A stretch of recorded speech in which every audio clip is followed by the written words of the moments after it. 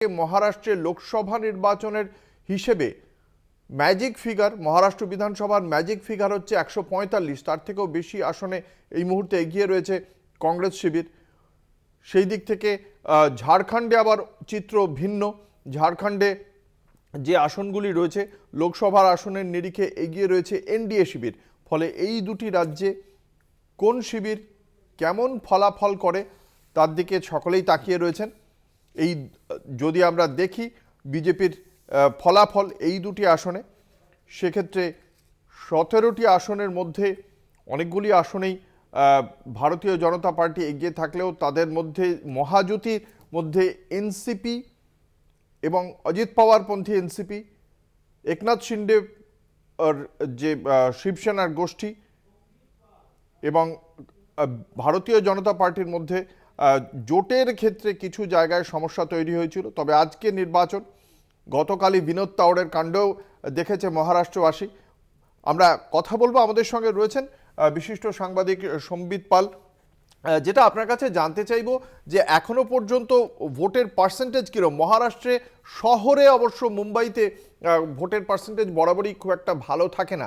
বেলা 12টা বেজে গিয়েছে, এখনো পর্যন্ত ভোটের পার্সেন্টেজটা কিরকম এবং সেই ভোটের পার্সেন্টেজের নিরিখে অন্যান্য আগের বছরগুলোর হিসেবে সেটা কতটা ফারাক দেখতে পাচ্ছেন? এখনো পর্যন্ত যেরকম খবর পাওয়া যাচ্ছে তাতে ভোটের পার্সেন্টেজ এই মুহূর্তে দাঁড়িয়ে প্রায় 30% মতো ভোটিং হয়েছে। সব জায়গায় মিলিয়ে কোনো কোনো জায়গায় কম বেশি রয়েছে অবশ্যই। সেই অনুযায়ী মহারাষ্ট্রে এরকমই জেনারেলি ভোটিং পার্সেন্টেজ হয়, 60-65% ভোটিং পার্সেন্টেজ হয়। তবে এই মুহূর্তে আমি যেরকম ঘুরে দেখছি পুনে শহরে অন্তত, যে মানুষের মধ্যে উৎসাহ রয়েছে, তারা ভোট দিতে যাচ্ছেন এবং বড় নেতারা যারা রয়েছেন তারা সকালের দিকেই ভোট দান করেছেন বিভিন্ন জায়গায়। অজিত পাওয়ার থেকে শুরু করে শরদ পাওয়ার, দেবেন্দ্র ফডনবিস সবাই, এবং মুম্বাই শহরেও আমরা দেখেছি সেলিব্রিটিরা তারাও ভোট দিয়ে দিয়েছেন সকাল সকাল। তো কাজে উৎসাহ রয়েছে। আশা করা যাচ্ছে যে ভোটিং পার্সেন্টেজ খুব একটা হেরফের হবে না আগের বারের থেকে।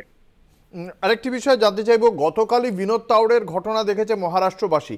এটা তারপরে আমরা দেখেছিলাম ইলেকশন কমিশনের পক্ষ থেকে এফআইআর লঞ্চ করতে বলা হয়েছিল। এই বিষয়টা ভোটের ঠিক আগের দিন ঘটায় কতটা অস্বস্তিতে বিজেপি শিবির, কিভাবে দেখছেন?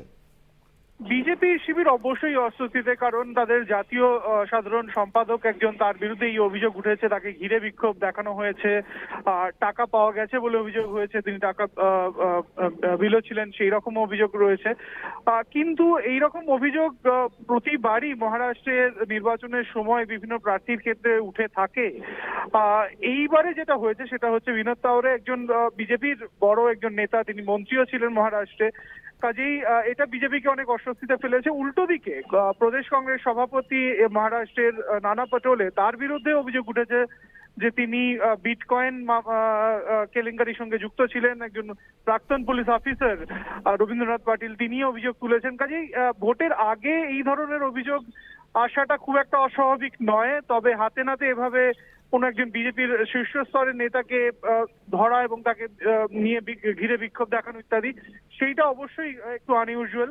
কিন্তু আমার ব্যক্তিগত যা ধারণা, তাতে ভোটিং প্যাটার্নের ক্ষেত্রে এইবারের মহারাষ্ট্র ইলেকশনে অন্তত এই ঘটনা খুব বড় প্রভাব ফেলবে না। কোনো কোনো ক্ষেত্রে হয়তো ব্যক্তি বিশেষে কেউ প্রভাবিত হতে পারেন, কিন্তু এছাড়া এবারের নির্বাচন সম্পূর্ণই খুব স্থানীয় স্তরের ইস্যু নিয়ে, স্থানীয় স্তরের নেতাদের যে আধিপত্য রয়েছে এলাকায়, এখানকার সুগার মিলগুলোতে যে আধিপত্য রয়েছে, এখানকার চাষিদের ক্ষেত্রে জাতপাতের লড়াইয়ের একটা খুব বড় জায়গা এখানে রয়েছে। তো এই সবগুলোই বেশি ফ্যাক্টর হয়ে উঠবে বলে আমার ধারণা। আপনারা দেখতে পাচ্ছেন এই মুহূর্তে, সম্বিত আপনি আমাদের সঙ্গে থাকুন, এই মুহূর্তে আপনারা দেখতে পাচ্ছেন তুষার কাপুর, বলিউড সেলিব্রিটি, তিনি এই মুহূর্তে ভোট দিয়ে বেরোলেন, সেই ছবি এই মুহূর্তে আপনারা দেখতে পাচ্ছেন। আমি আবারও ফিরে যাব বিশিষ্ট সাংবাদিক সম্বিত পালের কাছে। সেক্ষেত্রে মহারাষ্ট্রের পাশাপাশি আজকে যে 38টি আসনে ঝাড়খণ্ডে যে বিধানসভা নির্বাচনের দ্বিতীয় দফা, সে বিষয়ে একটু আপনার কাছ থেকে জানতে চাইব যে ঝাড়খণ্ডে এখনো পর্যন্ত কি খবর পাচ্ছেন, যে এই ঝাড়খণ্ডের যে 38টি আসনে বিধানসভা নির্বাচন হচ্ছে, প্রধানমন্ত্রী বলেছিলেন নকশালরা আর নেই, মাওবাদীরা আর নেই, কিন্তু ঝাড়খণ্ডে লোকসভার মতো বিধানসভার ক্ষেত্রেও 2 দফায় ভোট করতে হচ্ছে, এবং এই 38 দফা যে ভোট হচ্ছে সেখানেও যে খুব মানে আমরা দেখলাম সিকিউরিটির মেজার্স খুব বেশি মাত্রাতেই নেওয়া হয়েছে। কি মনে করছেন ঝাড়খণ্ডে কতটা সুষ্ঠুভাবে নির্বাচন হওয়ার সম্ভাবনা দেখতে পাচ্ছেন? এখনো পর্যন্ত তো সেরকম কোনো বড় খবর তো ঝাড়খণ্ড থেকে আসেনি, তবে এই দফার নির্বাচন খুবই গুরুত্বপূর্ণ এই কারণেই যে সেখানে সাঁওতাল পরগনার অনেকগুলি আসন রয়েছে, সেখানে ভোট হচ্ছে এবং সেখানে বিজেপি অভিযোগ করেছে যে অনুপ্রবেশকারীরা তারা সেখানে তাদের তাদের জনসংখ্যা বেড়ে যাচ্ছে এবং সেটা একটা বিপদের সৃষ্টি করছে জনসংখ্যার নিরিখে। সেই হাওয়া কিন্তু বিজেপি তুলেছিল এবারে ঝাড়খণ্ড নির্বাচনে। কাজেই এই দফার নির্বাচন খুব গুরুত্বপূর্ণ যে সেখানকার আদিবাসী মানুষরা তারা কাদের পক্ষে থাকেন, তারা বিজেপির পক্ষে থাকেন না ঝাড়খণ্ড মুক্তি মোর্চার পক্ষে থাকেন, সেইটা খুব লক্ষণীয় বিষয় হয়ে উঠবে। আবারও যদি মহারাষ্ট্রে ফিরে যাই, কারণ মহারাষ্ট্র অনেক বড় একটি রাজ্য, প্রায় 10 কোটি মানুষ ভোট দিচ্ছেন। এখানে একটা বিষয় জানতে চাইবো আপনার কাছে যে এই এই যে মহারাষ্ট্রের যে মহাজুতি এবং মহাবিকাশ আঘাড়ি, আপনি যেটা বললেন যে এই টাকা দেওয়া নেওয়ার বিষয়টা হয়তো খুব বেশি বড় হয়ে উঠবে না, এবারের নির্বাচনের বড় ইস্যু কি তাহলে দুপক্ষ থেকেই আমরা দেখেছি বেশ কিছু ওই ডাইরেক্ট মানি ট্রান্সফারের বেশ কিছু ইস্যু মানে প্রতিশ্রুতি রাখা হয়েছে, সেটা কি তার মানে এবারের মানে নির্বাচনে বড় ইস্যু হয়ে উঠতে চলেছে, কি মনে করছেন? হ্যাঁ, অবশ্যই সেটা একটা বড় ইস্যু হবে, কারণ তার জন্যই বিজেপির মহামতি জোট যে তারা তারা বেশ খানিকটা সময় নিয়ে বিধানসভা নির্বাচন করেছে। লোকসভা নির্বাচনে যে ভরাডুবি বিজেপির পক্ষে এবং মহায়ুতি জোটের পক্ষে হয়েছিল সেটা থেকে বাঁচার জন্যই আহ, তারা কিন্তু এই সময়টা নিয়েছে এবং তাতে প্রচুর জনমোহিনী প্রকল্প তারা ঘোষণা করেছেন। তাদের মধ্যে একটি অবশ্যই লড়কি বহিন যোজনা, যেটাতে মহিলাদের আমাদের লক্ষ্মীর ভান্ডারের মতো সেখানেও মহিলাদের 1,500 টাকা করে দেওয়া হচ্ছে। এবং উল্টো দিকে যে মহাআঘাড়ি জোট রয়েছে কংগ্রেস, শরদ পাওয়ারের এনসিপি এবং উদ্ধব ঠাকরের শিবসেনার মধ্যে, তারাও প্রতিশ্রুতি দিয়েছে যে তারা মহালক্ষ্মী যোজনা নিয়ে আসবে তারা যদি ক্ষমতায় আসে। কাজে এই জনমোহিনী প্রকল্পগুলো অবশ্যই ভোটারদের প্রভাবিত করবে, তবে এটা নিয়ে একটা মিক্সড রিয়াকশন রয়েছে অবশ্যই। চাষিদের যে ফসলের দাম সেইটা নিয়ে কিছু কিছু জায়গায় ক্ষোভ রয়েছে, সয়াবিনের দাম নিয়ে বিশেষত মারাঠওয়াড়া, বিদর্ভ এইসব অঞ্চলে খানিকটা ক্ষোভ রয়েছে। তো সেইগুলো প্রতিশ্রুতির মধ্যে রয়েছে, কিন্তু আমি আবারও বলবো যে এইগুলো বৃহত্তর মহারাষ্ট্র রাজ্যের ক্ষেত্রে এই ইস্যুগুলো অবশ্যই বড় এবং অবশ্যই এখানকার যে নেতারা রয়েছেন, শরদ পাওয়ার হন বা উদ্ধব ঠাকরে হন, তাদের অস্তিত্বের লড়াইও বটে, অজিত পাওয়ারের অস্তিত্বের লড়াইও বটে।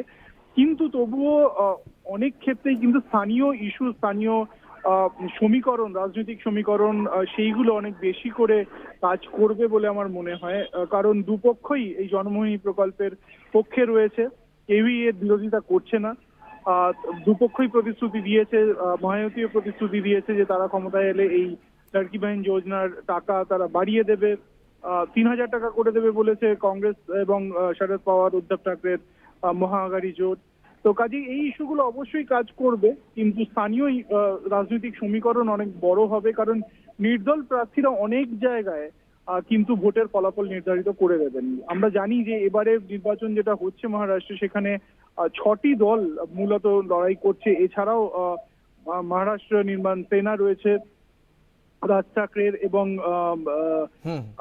বহুজন প্রকাশ আম্বেদকরের যে জোট রয়েছে তারাও বঞ্চিত বহুজন আঘাড়ি, হ্যাঁ রাইট, বহুজন আঘাড়ি তারা প্রার্থী দিয়েছে।